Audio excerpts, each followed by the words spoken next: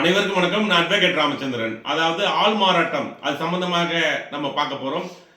நாகப்பட்டினம் மாவட்டத்தில் தாய்க்கு பதிலாக 10ஆம் வகுப்பு எழுதி ஆள் மாறாட்டம் செஞ்சு அவங்கள கைது செஞ்சிருக்காங்க. அதை பத்தி பார்க்க போறோம். அதோடைய சட்ட பிரிவுகளும் தண்டனைகளை பத்தி பார்க்க போறோம். அதாவது மாணவ மாணவிகள் 10ஆம் பொதுத் தேர்வு எழுதுறாங்க இப்போ கரண்ட்ல.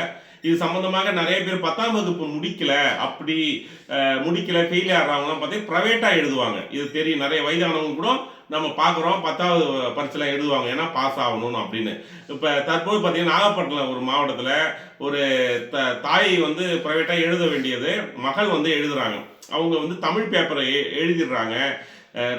ஆங்கிலத்தை எழுதும்போது அந்த சூப்பர்வைசர்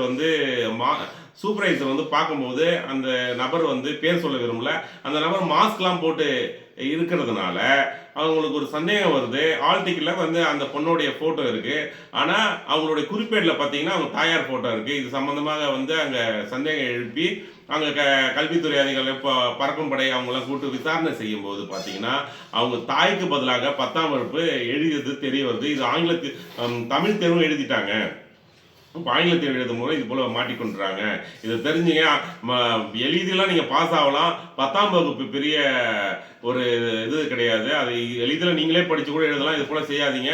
இது ஆள் மாறாட்டம் செஞ்சால் பார்த்தீங்கன்னா இப்போ புதிய சட்டம் 318 BNS செக்ஷனில் பார்த்தீங்கன்னா ஏமாற்றுதல் இது போன்ற செக்ஷனில் உங்களுக்கு குற்றங்கள் நிரூபிக்கப்பட்டால் 7 ஆண்டு சிறை தண்டனை உண்டு.